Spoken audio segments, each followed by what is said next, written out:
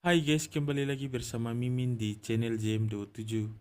By the way, apa kabar kalian yang ingin menonton film Bertabur Tuteba?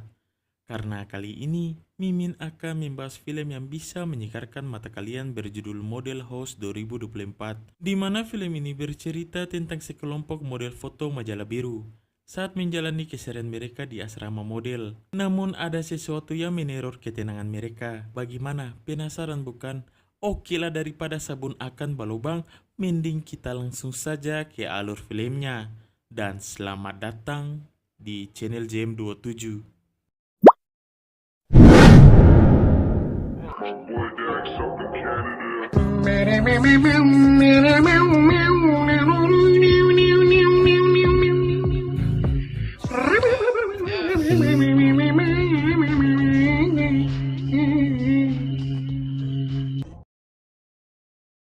Awal kisah diperlihatkan dengan seorang wanita seksoi bernama Bella yang sedang teleponan bersama bestinya. Tak lama kemudian, Bella yang merupakan seorang model majalah terkenal dihampiri para fansnya dan mengajaknya untuk berselfie bersama. Attack me. Oh my god, malang sekali. Akibat kelalaiannya, Bella pun kembali ke alam barja.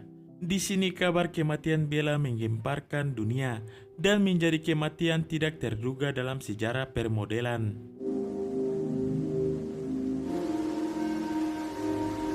Singkat cerita, terlihat seorang wanita berambut sarang burung yang kita sebut saja Salome yang sedang stalking Instagram milik almarhumah Bella. Tak lama kemudian, datanglah model cantik bernama Nadia yang menyambut kedatangan Salome yang menggantikan posisi Bella. Saat sedang asyik menggibah, Nadia dan Salome dimintakan foto untuk segera berpose di bawah air terjun.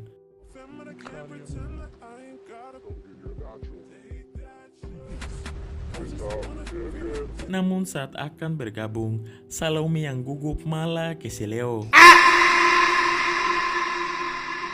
Tak lama kemudian, Salome yang kakinya keseleo diantar kembali ke asrama. Setibanya di sana, Salome kembali bertemu dengan Nadia. Di sini Nadia menunjukkan kamar yang akan Salome tempati dan memberikan Salome baju kehabisan benang. Oh, hold on, babe.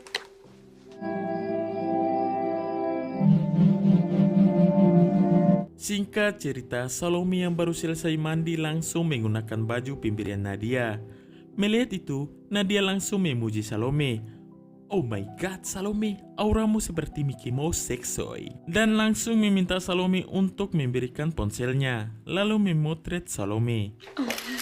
Oh my god. Saat bersamaan, nomor tak dikenal tiba-tiba menelpon. Di sini Salome yang tidak tahu itu siapa, tidak mempedulikannya. Malam pun poek. Di sini Salome yang sedang nyantui dengan yang lainnya terlihat gabut. Tak lama kemudian, datanglah Trudy lalu meminta nama Instagram Salome. Melihat followers Salome yang masih sedikit, membuat mereka terheran-heran. Apalagi Salome merupakan seorang model seksoi. Di sini Sydney langsung memberikan tutur untuk mendapatkan banyak followers, yang mana Salome harus memamerkan foto tubuh seksoinya. Juga tak lupa untuk memakai HB dan sempak saja. To play. Ketika sedang asik memberikan tutur, Salome malah mendapatkan DM dari salah satu penggemarnya. Dengan secepat kilat, Salome langsung menerima pertemanannya dan membalas chat darinya. Melihat Salome yang serius dengan HP-nya, Sydney langsung kepo dan mengira kalau Salome sedang menge-WhatsApp dengan sang pujana hati. Namun Salome mengungkapkan kalau ia tidak memiliki pacar dan hanya membalas chat dari salah satu penggemarnya. Mendengar hal itu, mereka langsung memperingati Salome untuk pantang membalas chat-chat dari fans. Apalagi Salome adalah seorang model. Saat bersamaan datanglah seorang pria Mokondo yang bernama Steven. Steven merupakan pacar Nadia. Di sini Nadia yang sedang bad mood membacoti Steven karena sifat si bebek yang selalu nge-like foto seksoi wanita lain. Tidak putus asa, Steven yang sudah cinta mati kepada Nadia berusaha membujuk Nadia. Namun Nadia yang takut ketahuan atasannya meminta Steven untuk segera pergi dari sana, mengingat asrama Nadia tidak menerima tamu, apalagi seorang laki-laki. Dengan berat hati, Stephen yang tidak ingin ditinggal Nadia langsung meminta maaf dan pergi dari sana. Okay.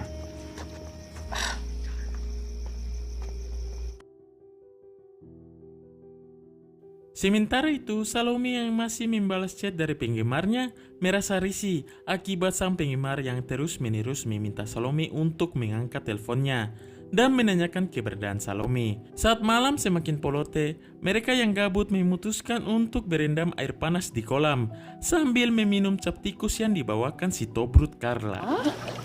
Thanks, Carla. Salud! Yes, bitches!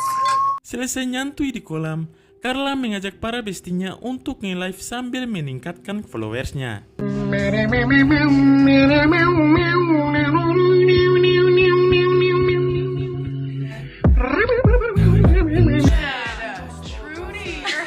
Setelah cukup menambah followers, Carla yang tidak puas tetap lanjut melakukan live Tobrut.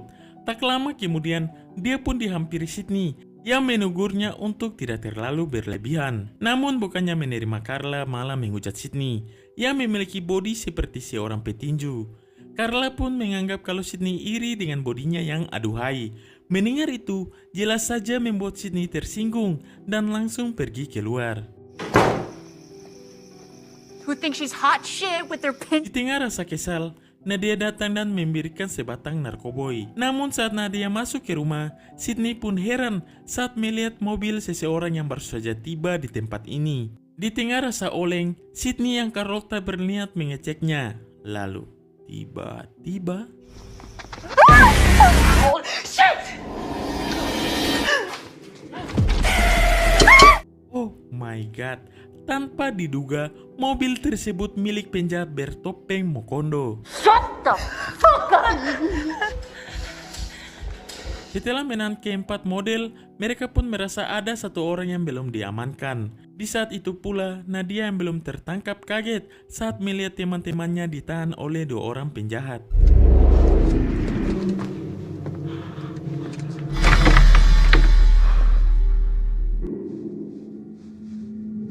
Dengan skill cicak batempel, Nadia pun berhasil lolos dari si penjahat. What's up, Buttercup? Soe sekali, Nadia pun berhasil tertangkap seperti yang lainnya. Setelah menangkap semua model, mereka yang sudah mengetahui popularitas para model berniat untuk memanfaatkan followersnya, di mana mereka akan membajak akun para model dan memposting sebuah link donasi dengan target $1 juta untuk mengambil cuan dengan easy. Dan jika target sudah tercapai, para model akan segera dilepaskan. Lalu para perampok ini akan kabur dan menikmati cuan para netizen. We're gonna post a donation link to your social media of $1 million. Over. Setelah membajak akun mereka pun segera memantau link donasi yang mereka posting. Shit, you were right. They're falling. Dan benar saja, ide yang mereka lakukan berjalan sesuai rencana. Banyak para netizen caper yang secepat kilat memberikan donasi dengan harapan dinotif oleh idolanya. Di sisi lain, Stephen pun kaget saat mengetahui Nadia yang sedang mengadakan donasi. Merasa Nadia membutuhkan pertolongannya, ia pun berniat kembali untuk mengeceknya. Going. Kembali ke rumah, para perampok pun terlihat kebingungan karena pendapat saat ini masih jauh dari target. Di sini mereka pun berniat memanfaatkan Carla yang setiap live-nya bisa mencapai 10 juta penonton. Kemudian si perampok meminta Carla untuk melakukan live streaming agar donasi yang mereka lakukan cepat memenuhi target. Namun Carla yang kesal langsung menolak. Akan tetapi Trudy yang muak dengan semua ini berniat melakukan live agar semua ini segera berakhir.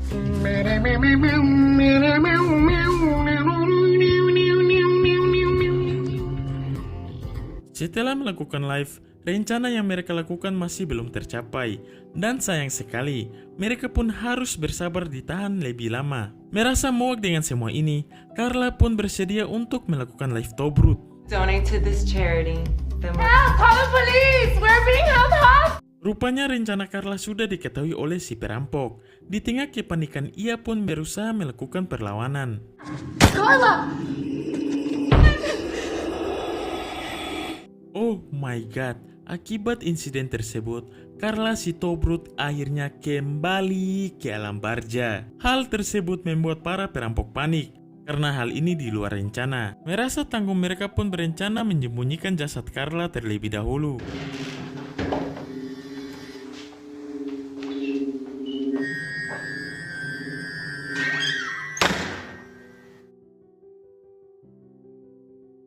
Tak lama kemudian mereka pun panik saat melihat Stephen kembali datang ke tempat ini.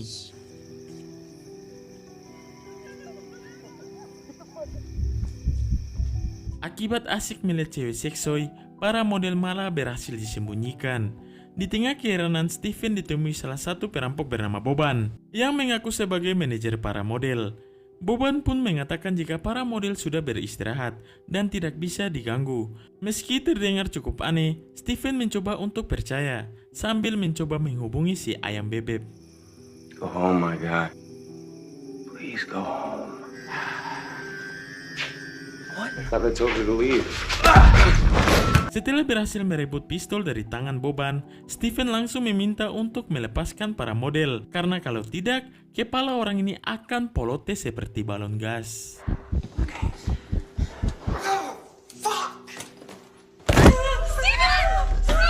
Sayang sekali, Stephen pun kembali ke alam barzah. Si perampok yang melihat Boban berdarah meminta sang besti untuk mengobati Boban karena takutnya darah Boban akan terlacak para ladusing. Sesaat kemudian, Momo berusaha menenangkan Boban karena usaha yang mereka lakukan pasti akan berhasil. We sit fucking still? We have 50,000. Di sisi lain, si perampok maghrib terlihat akan melakukan sesuatu.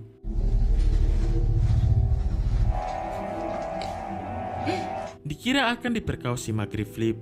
Rupanya Flip hanya ingin membersihkan darah. Melihat kesempatan ini, Salome diminta teman-temannya untuk mengambil pistol yang berada di meja. Meskipun ketakutan, Salome berusaha memberanikan diri.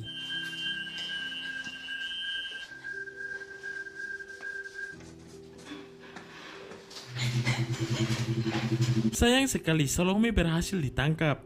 Sementara di luar, Sydney yang terikat berusaha melepaskan diri. Saat Boban masuk, Momo yang menyadari Sydney telah melihat wajahnya segera melakukan hal yang ekstrim. Bagaikan kasbi bakar, Sydney gemoy malah dibuang ke dalam api. Di sisi lain, Boban berusaha memisahkan Flip yang sedang menganiaya Salome. Melihat insiden itu, Nadia berusaha mengambil pistol. Lalu, yang terjadi...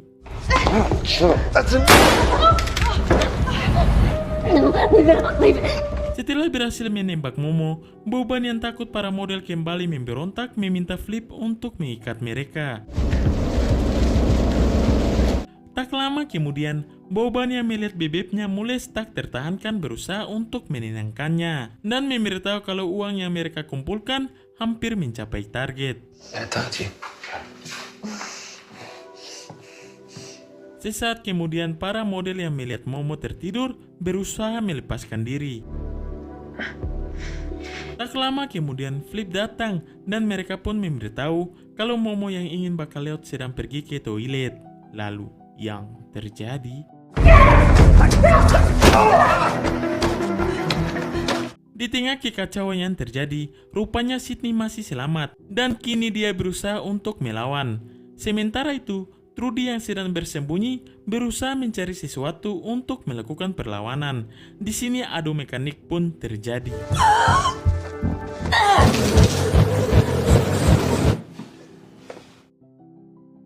Setelah berhasil menumbangkan Momo, Trudy yang berusaha kabur malah ditemukan Flip dan terpaksa kembali ke alam barzah.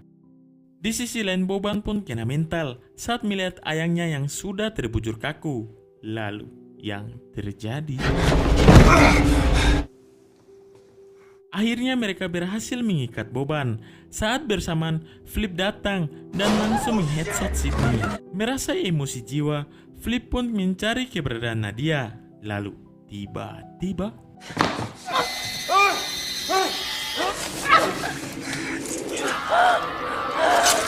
Bagaikan psikopat, Flip yang sudah katarak berhasil mengirimkan Nadia ke alam barzah.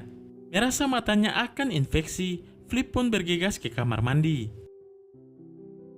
Sementara itu, Salome yang berhasil keluar dari tempat persembunyian kena mental ketika mendapati Nadia sudah sarkatul maut. Di saat bersamaan, Flip yang baru mengecek matanya keluar dari kamar mandi. Lalu, yang terjadi...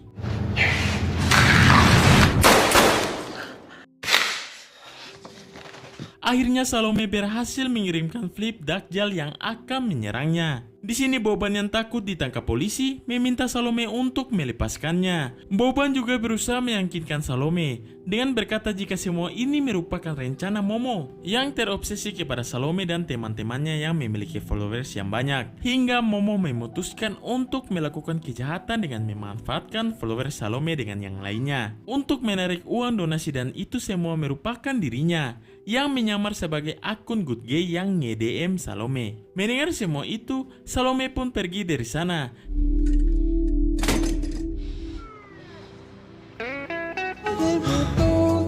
Seperti biasa, tak lama kemudian pihak Ladusing baru muncul dan film pun tamat. Oke guys, bagaimana? Plot sekali bukan? Berkat rambut sarang burungnya, Salome pun selamat. Sekian dari film tersebut. Seperti biasa, jika kalian suka dengan channel ini, jangan ragu-ragu untuk like, comment, and subscribe. Polote!